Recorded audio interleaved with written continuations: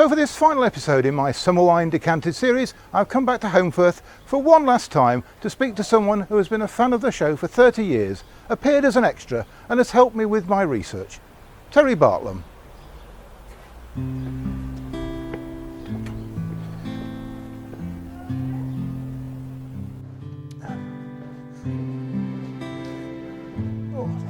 Hello Terry. Good morning, Leigh. Lovely to see you. Sit yourself down and we'll have a cup of tea. Are you having sugar, sir? I am, thank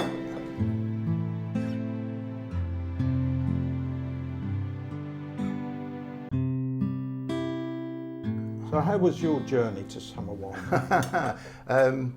We always seem to come a slightly different way, and there always seems to be more traffic and there's always roadworks. But we got here, that's the important thing.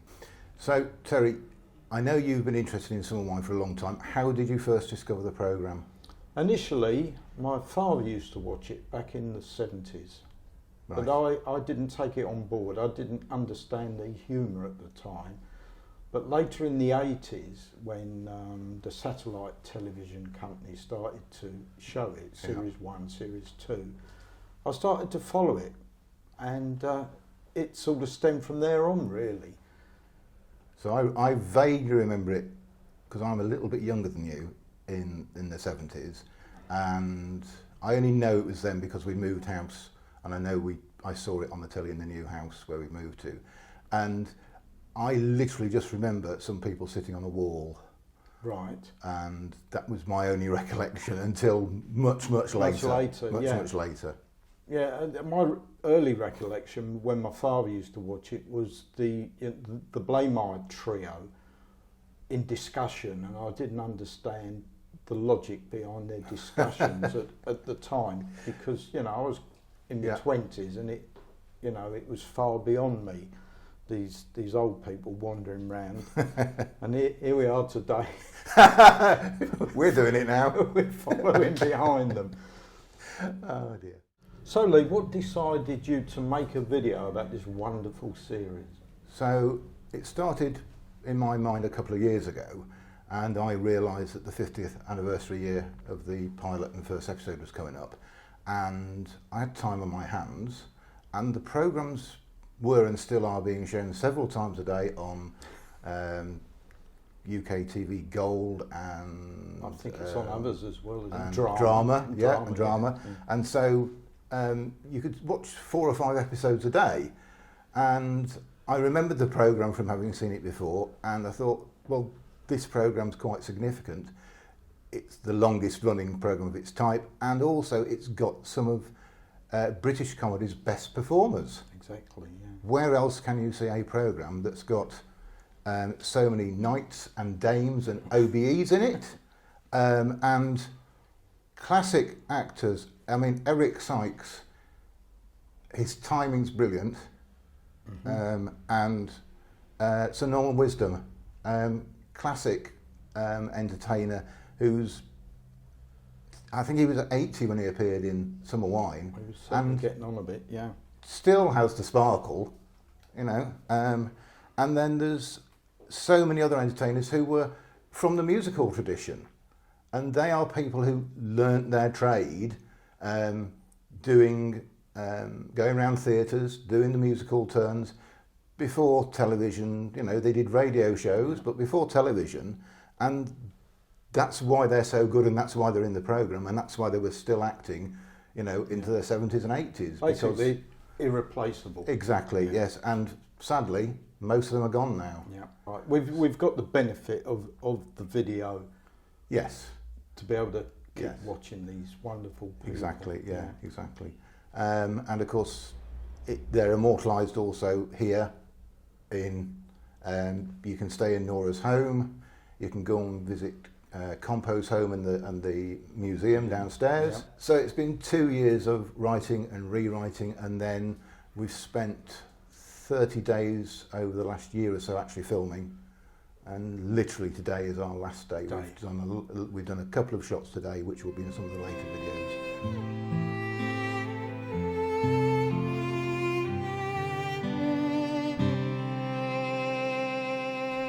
tell you a funny story about Norman Wisdom? Oh, go on, yes, you've got to. They were filming outside Auntie's shop, and at the end of the road were two gentlemen working on a lift, one of these Cherry picker type things. cherry picker, and the noise from it was gonna. So Mr. Bell sent somebody down to have a word with these lads, and he invited them to come and stand and watch 2 or 3 minutes of filming with Norman Wisdom. And when they finished filming, Mr. Bell kindly took Mr. Wisdom over to these two lads to say thank you, you know. And typical Mr. Wisdom, did he stumble right in front of them, and they fell for it. You know, they were there to make sure he didn't fall over, and a smile come on his face as if to say, I still got it. Yeah, 60 years doing that. I've still got it.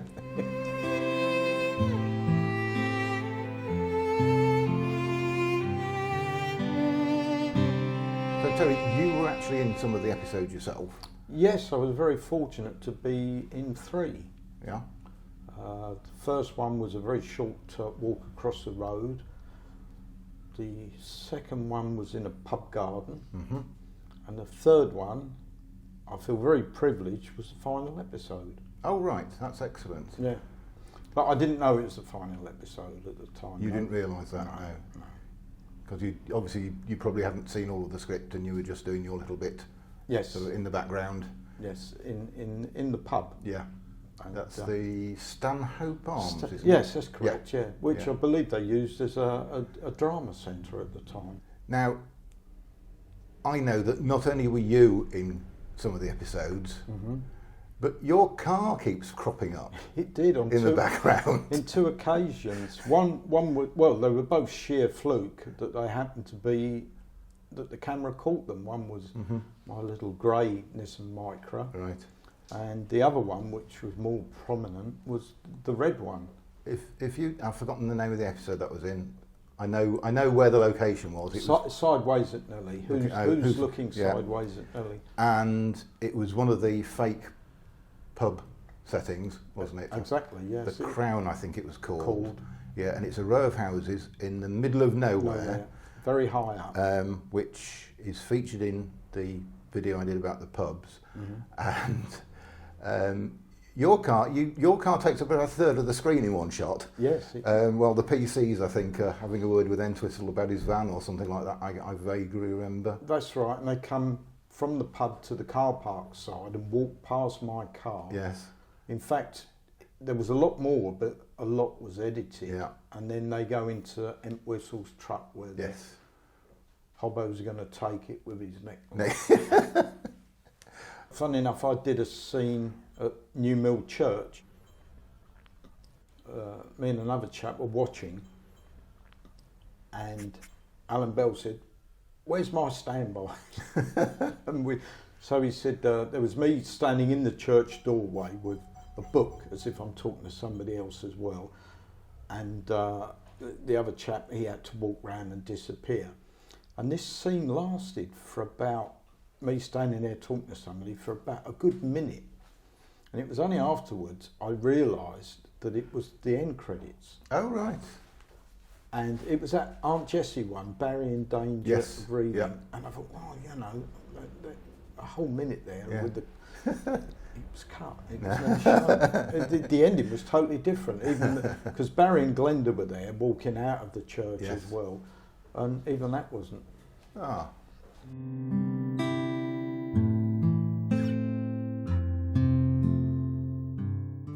So Leigh, how did you research and find the locations you wanted to use?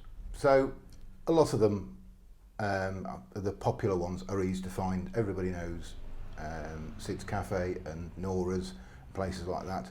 There are a lot of more obscure places that get used quite often and people might not recognise them. Some of them are just random strips of road. Your website was very helpful with a lot of those. Good. And also spending a lot of time on Google Street View, literally, virtually, as it were, driving around the countryside, finding places. Also, and this is probably the way the BBC location scouts found some of the locations, is by driving about the area between locations and then spotting something that looks right for something they want to use. And on a couple of occasions, I've been driving around and gone past something and go, oh, right, that's a location. Sure, yeah. It's on my list to go and visit at some time. I'm passing it. I might as well do the shot now rather than just pass and, rather than just pass it. So something, and on a couple of occasions, because I've been literally all over the county, as it were, filming, and people stop and talk to you, some people have said, oh yeah, the farm where we used to work, the farm manager was asked to help them find a location, and this is where they did, and it was, it's called Acres Lane, and it's near the barn they used for the overnight stop in the episode when they go camping. Smiling Morn. Hail Smiling Morn and thereabout. Yes, that's one. That one. It's near the barn that they used for that, which is now been converted into a nice house. And there's an episode where Compo's on the adapted tractor tyre. Yes, just down the road from there. And and that's the location they scouted for them, to find a suitable junction with a field and a gate in the right place, so that he could just go off the road, go through the gate into the field, and trundle off down the field. So some of it's been luck, some of it's been hard work trying to work out where places are. Even when we know where some of the locations are, some of them have changed. So yeah, you can't. There's a couple of places we've not used because people just simply wouldn't recognise it, or the location doesn't exist. A couple of the places we've been to, we've suffered from scaffolding. When I had the morning next door filming outside Nora's, I was very kindly given permission to film there, and it just happened to be that week there was scaffolding up outside the Wrinkled Stocking and the shop next door because there was some building work going on, and so I had to try and eliminate the scaffolding from the images, and a few other places. Even when we went to film in London, BBC Broadcasting House had some scaffolding up. They're following you about. There was some scaffolding on the Elephant and Castle pub a few weeks ago. Oh, in Holmfirth. Yeah, and where was obviously? Oh, and in the first episode, I make mention of how the programme came to an end, and the person responsible for it went on to work at Channel 4. And so we went to London, and one of the things we went to London to shoot was the iconic looking Channel 4 headquarters, which people will recognise Channel 4 from its big logo, the big number 4. And we get to the headquarters and the big number 4 has gone. And the building is covered in scaffolding, so we had a shot at the side entrance which doesn't look anything near as impressive. Some of the locations were interesting to find, even knowing where they are. We've driven down some very narrow roads. They like their narrow roads. Well, we took a road yesterday where, had there been something coming the other way, nobody would have got past each other. Yeah. And there are also places where we want to film has been nowhere near where you could park. Right. But those locations, a couple of those in particular, were places we had to film. And one of those is the location of the hill that they used for the See Your Compo scene. Oh yes, you probably know that. You used to be able to drive along there. There's a road. Yes, you used to be able to drive. Yorkshire Water won't let you go up there anymore. No. So there is a road, and of course I'm guessing nobody knows where this waterfall is, but there's a waterfall that appears in a few episodes. Very often all you see is the trio walking across the top of the waterfall as minute objects in the distance. That waterfall is along there as well. They also filmed some of Adopted by a Stray up there. That's where the van was parked with the old lady in the back. So we did a couple of shots there on that bit of the location as well. So we made it worthwhile, the walk. That was 3 or 4 hours out of our day, but they were important shots to do. A lot of the time we've been in relatively quiet places, but sometimes we've been alongside main roads, and Pete, who's been cameraman for a lot of the shots, seems to have no concern for his own safety and welfare. He spent a lot of the time stood in the middle of the road with a tripod, and me worrying about him getting knocked over, whilst I must admit, we've been walking in the road. Sometimes you can't be in the right place for a shot unless you are in the middle of the road, right, or somewhere awkward like that. So a few times we've been near getting run over, but it's been worth it because we've got the job done. We've got the shots taken. Good.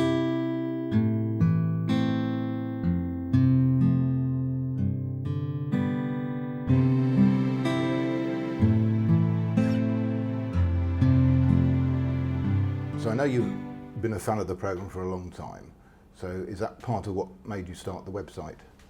Exactly, yes. I felt that although there was 2 websites running, they were pretty much on a commercial basis.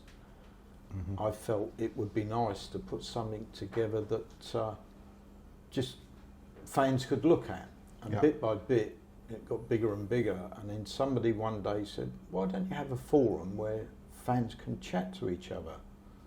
So we developed that idea, and it's been, I think 13 years for the forum and about 22 years for the website, plus the maps, which a lot of people find very useful. And you've got members from all over the world. We've got Australia, New Zealand, America, Europe, and obviously 1 or 2 in the UK. Of course, the programme's been broadcast all over the world. The world, as well. yes. Yeah. I'm surprised sometimes when these people, I think Sweden show it. Right. And we've got a member from Sweden. Right. We must look very strange to the Swedish. Yes. Yes. But yes, and long may the website carry on, because it's brought fans from all over the world together, and a lot of them are sort of good friends through that. So people might not realise, but on the videos, on the some Wine Decanted videos, for people who want them or are hard of hearing, we've got subtitle captions on there, and they're actually created by one of the forum members who lives in America. Rick, isn't it? Which is Rick. Rick, yes. And it was just a suggestion one day, and Rick said, "Oh, I could do that," and Rick's been very kindly doing the subtitles for us, and it also means he's the first person who gets to see the videos, so he can do the subtitles for us. So he gets the first look at the videos as well. And if it hadn't been for that connection, it would have been another job for me to do, and it would have taken a lot longer to get organised. So that was really useful. And of course, you say you've got the map on there of so many locations, even down to places that just got used once. I know you mentioned, I don't know quite where it is, you might not even remember yourself, there's just one specific spot where Howard and Marina were filmed sitting on a wall when he pushed her over the wall. Yes. And, it's quite nice to have that little level of detail. Well, I think the advantage there on some of it was the fact that with the filming, I used to follow as much as possible. So I would actually see these scenes being filmed, and I'd remember where they were, and I could put them on the map. Yes. Whereas some of it, I don't think, if I hadn't have been there, I would have had any idea that's where they were. And now, something we discovered, and you know this, that some of the locations are actually on private ground. Yes. So some of the roads they're using, there isn't any traffic about because it's on an estate somewhere and it's a private road. We were lucky enough to get to film at what a lot of people seem to call the Thumpy Dump Bridge, but the lovely 3-arch bridge, which certainly extra was filmed there. I think that's the first time and that was we the saw first it. time. Yeah. And I did notice, comparing the original episode and the shots we've done, that I think the bridge was still not quite finished. No. The coping stones weren't even on the top of the the walls of the bridge, at the time. So that bridge was brand new then. It's weathered a bit, and it still looks quite attractive. But we were lucky enough to get to film there, and that is a really nice location. Spot. It's a really nice spot. Yeah, it's a really I nice think location. maybe 4 or 5 episodes it's been in. Yeah, So- it cropped up quite a bit. It cropped up quite a bit.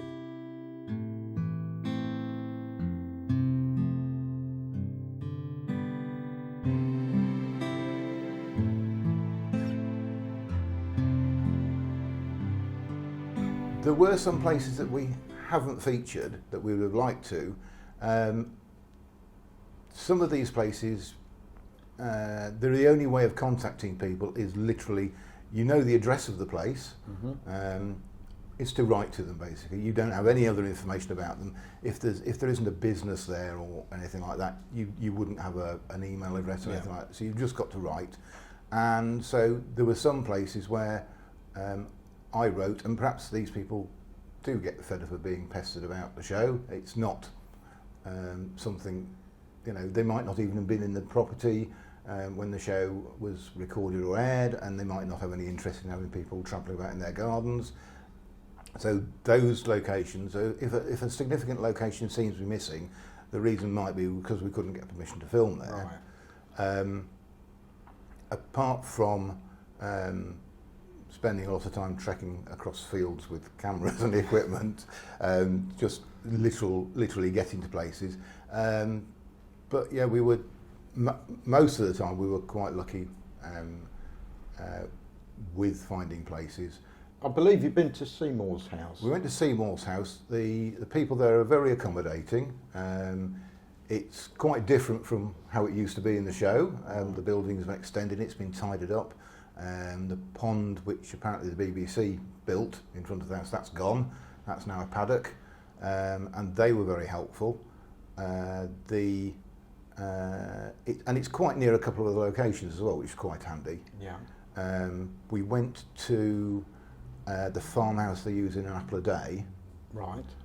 which is also the building that they use for the pub in that episode as well. Right. They use the same building, which had the name The Feathers, and we got permission to go and film there. And that was another of those places where we went to, where we drove straight past the entrance, because there seemed to be some GPS black spots in the area, and so we just had to literally try and guess where we were going. We know we're about a mile away, and then the GPS stopped working. And of course, the other time the Feathers pub was seen, different building but using the same signs, was in the episode where Tom turns up from Here to Paternity. Yeah. And the, I'll say, ex-landlady, the landlady of the New Rock pub, she now lives in half of the building, and the other half of the building is converted into 2 houses. Herself and her neighbour very kindly let us go and film there, and we spent a good morning on the lawn in front of the houses, doing some filming for bits that will appear in several episodes. The only other time I think you'll see that we, if you like, missed out a location, and they tend to be the locations concerned with water, which is quite random, is they're just inaccessible. There's building work going on, they're not recognisable now. There were quite a few occasions when Compo was doing something which necessitated him getting wet, and several of those locations are hidden by houses now or otherwise inaccessible, which is a shame. But we've used nearly 100 locations in the videos, so we did cover quite a few of them. Well, if you feel like getting wet, I could always speak to the neighbours here if you'd like to stand on the steps and they'll get a bucket of water. I'd like that.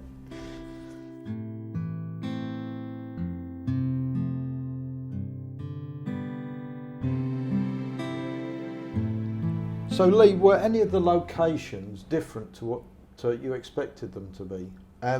Quite a few, actually. We didn't film in the White Horse, but we visited the White Horse pub and went inside for a drink. And even I was quite surprised, and I've had quite a long association with TV, having had friends in the business and been in TV studios. Quite surprised how tiny it was, knowing that they use that as a genuine location as well as having a studio set for it as well.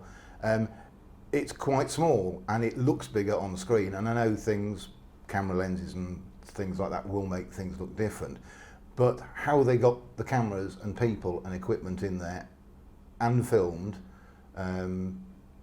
is amazing. It's not an easy job filming to start with.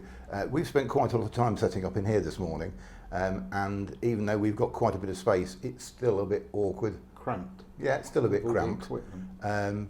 But how they filmed in a White Horse, that's quite an achievement. Well, of course, the difference there on set, they'd have makeup, they'd have all As sorts well, as well, just sitting on the edge of everything. I recall when they filmed the final episode at the Stanhope, and I was privileged to be in there, admittedly in a back room, but it was still there.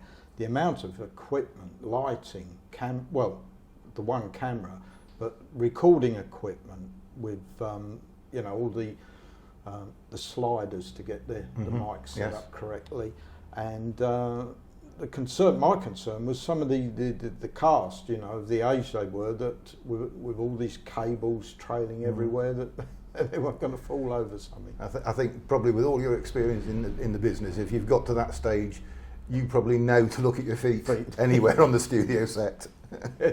Yes, I remember they were filming outside Marsden. I was watching, and there was another chap there, and they said, quiet please, and this, that, and the other. And he just turned to move a little, and there was a big tin cat bowl that he caught with his feet, and it went rolling down the road, and the noise from this bowl, and they're all looking at daggers. He was so embarrassed. And the other difference with some of the locations is you go there and you think, well, I know they shot here, but I can't quite see how they did it. The angles, but a little giveaway in one of the trivia videos that people might have seen. Sometimes places aren't what they seem. So in the episode where Norman Clegg and Truly go off to celebrate his birthday at a hotel restaurant for his lunch, they start in New Mill outside the church, and they cross the road and they end up in a hotel near Sheffield. So we've replicated that shot. Yes, it's amazing how quick they can move from A to B. Yeah, and also in the episode where Bickerdike thinks the world's coming to an end,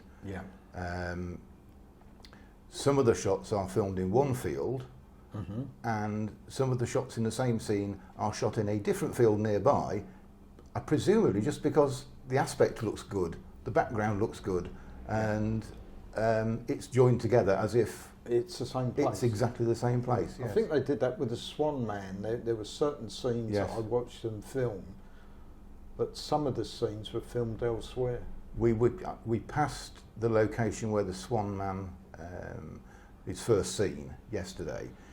I planned to film there, but it's one of those places where there's a narrow road, there's nowhere to park, and we would have had to have walked too far really for it to have been. So we've included the bit about the story and about Cannon and Ball being in the show, but we couldn't actually get to that part of the canal. Because they Clough Lake.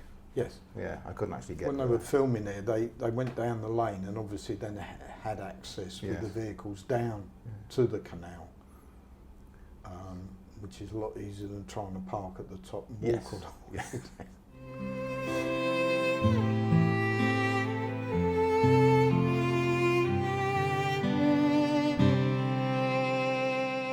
They were filming Plenty of Room in the back. Right. With the scenes with the hearse in a private road, and it was a very hot day, and the two policemen were there, Cooper and Walsh, all in uniform, and just at the side of this field was a couple of lads on track bikes tearing up and down,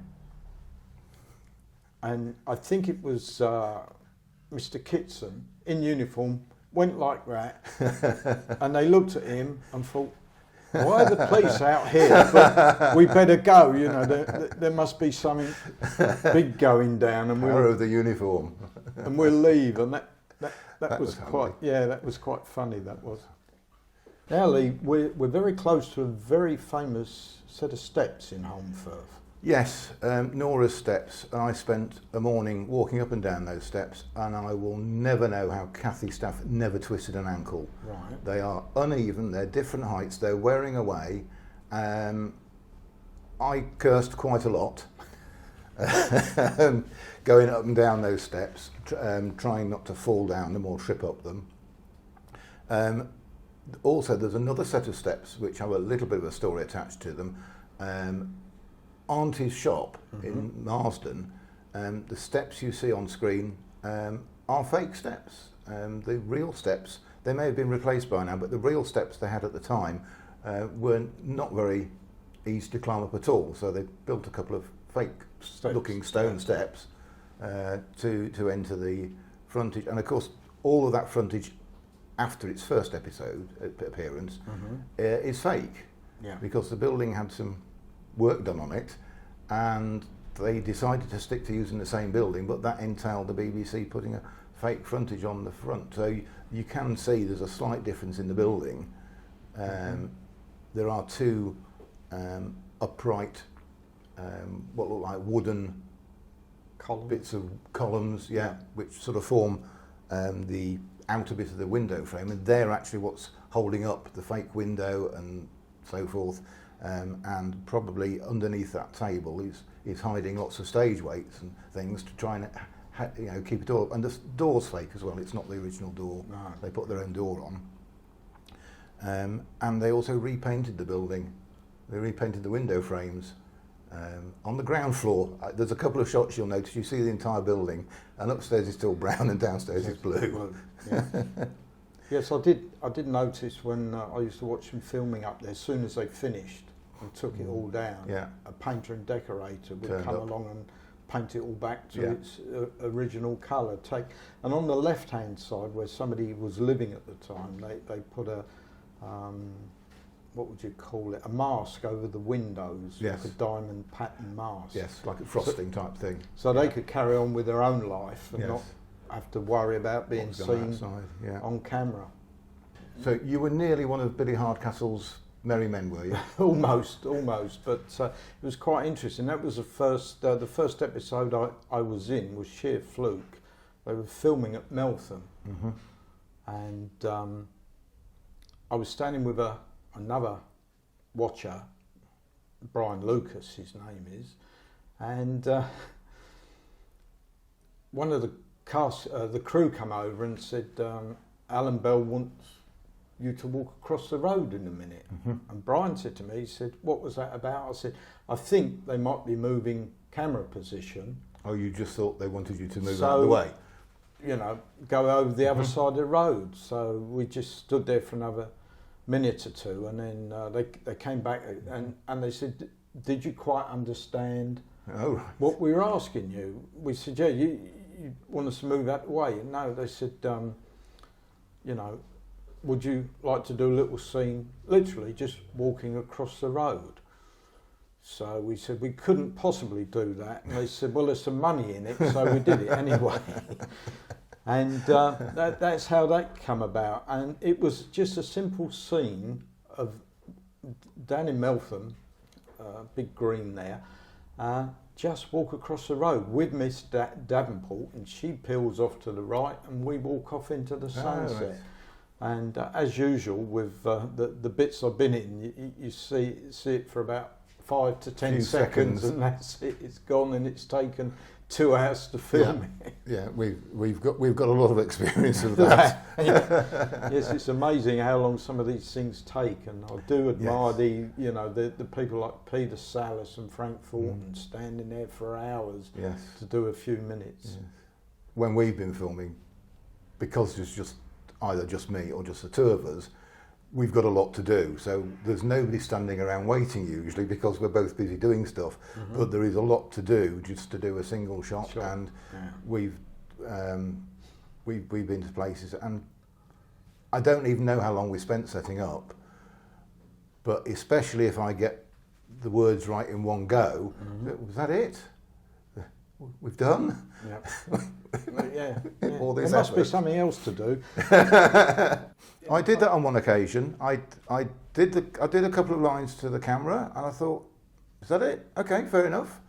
June Whitfield originally made a one-off appearance in the series as Delphi Potts in the 2001 Christmas special Potts in Pole Position, married to Lotha, a character played by Warren Mitchell. All that setting up just for that one-off.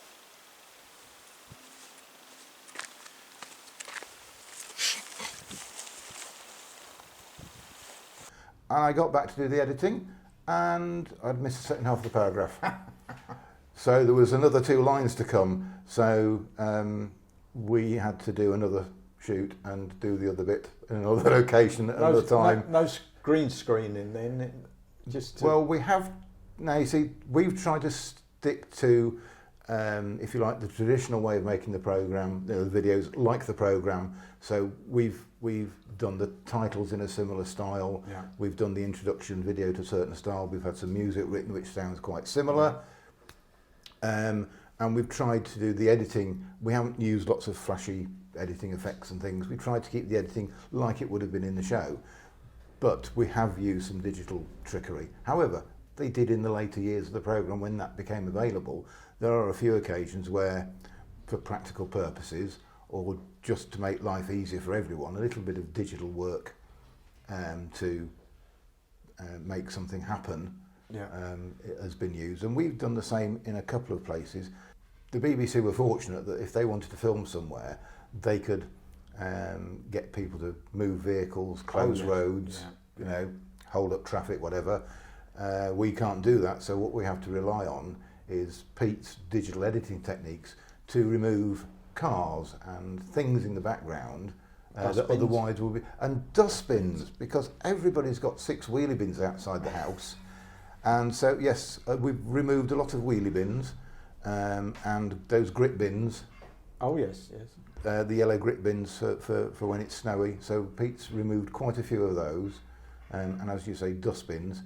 Because it looks nice, and it looks like it would have done at the time. There weren't those sort of bins around at the time, and it looks much nicer when things are natural and not cluttered up.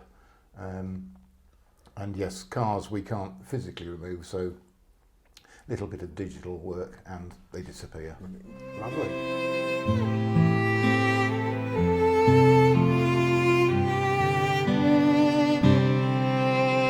So Leigh, some of your trips to Yorkshire in this part of the world, I bet the weather hasn't always been favourable, has it?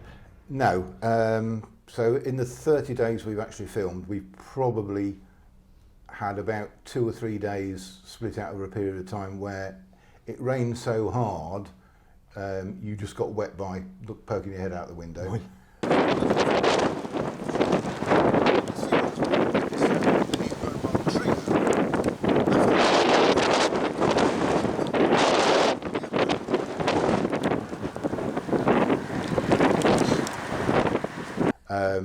A couple of occasions it just suddenly started raining, and that was it. And I know that when they were filming the show, if it was raining in a location, they could always go up sticks and find somewhere else that was dry where they could either shoot the same scene or do something different.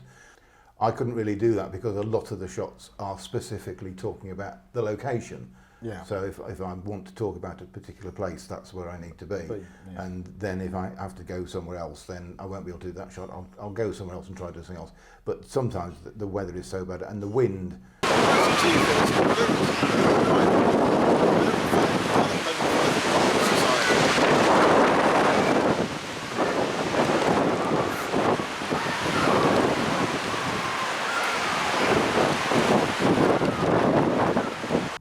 We've had instances where even Pete's really heavyweight camera tripod was struggling to keep the camera steady because it's been so windy sometimes. Hobbo introduces Toby to socially anxious Morton, who become friends. However, he treats Morton as his personal assistant. Little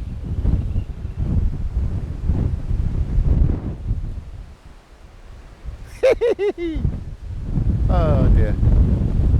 I've been nearly knocked over by the wind a couple of times, and of course I've got soaked as well. So which isn't much fun, is it? The wind and weather hasn't been favourable some of the time, but we've got it done. We've got it done. It's all finished now, so we're pleased with that. I bet you are, yeah.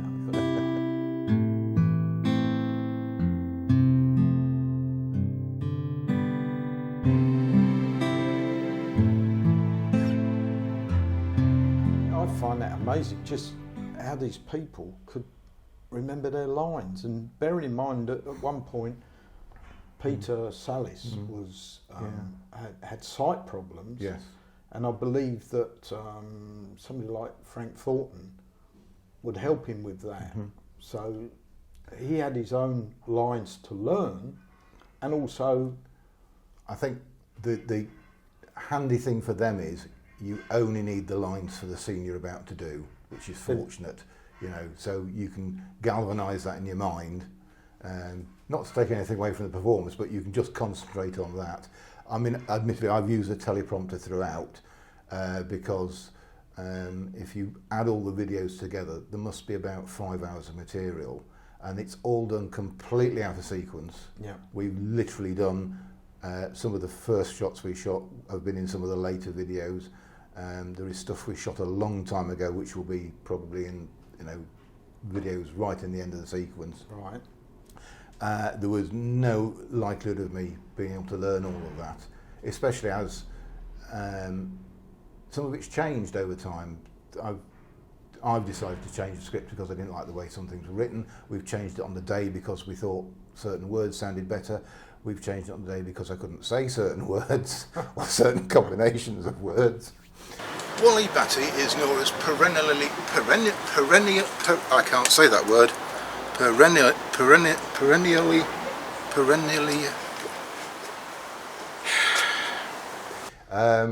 and also on location we've sometimes found out that the information we've got isn't correct. Yeah. And that will carry on happening. You know, we only know what we know so far. Yeah.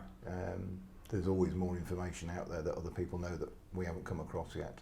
So what's your next project, do you think, after Summer Wine? There will be some more video series to come. Nothing as extensive as the Summer Wine because Summer Wine was such a big programme and went on for so long and had so many characters and so many locations. That's been a big project for us, and that's why we've had so many episodes. I've got some other sitcom-based stuff in mind. It will be no surprise to anybody that some of that will be Roy Clark sitcoms. Mm-hmm. What I think helps is having lots of nice locations to visit and finding places that you can talk about and actually be in the location. Yeah. And a lot of programmes are based almost entirely in a studio. Yeah. But I do know, because I used to live in the area, some of the locations from Keeping Up Appearances. Right. I know some of the locations that was filmed in, so that's also already some of the research done for me, because I recognise some of the locations from that. For example, Open All Hours and Still Open All Hours, very few locations used in that. Yeah. It's mainly just the shop in yeah. Doncaster. Yeah. They didn't do a lot of filming away from there. So in terms of that probably doesn't make such a good candidate in terms of filming on a location, but certainly it's a good candidate in it's a series that's popular for people, and there's a lot of information people might like to hear as well.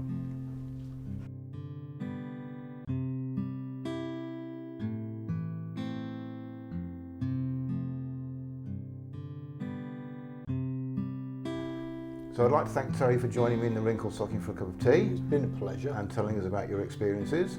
And it's great to see you keeping the memory of the programme going with the website, and long may that last as well. Yeah, well, a lot of that is down to the members. If they weren't there, it wouldn't be worth doing. Splendid. But they're there. Excellent. Thank you so much, Terry. Thank you very much.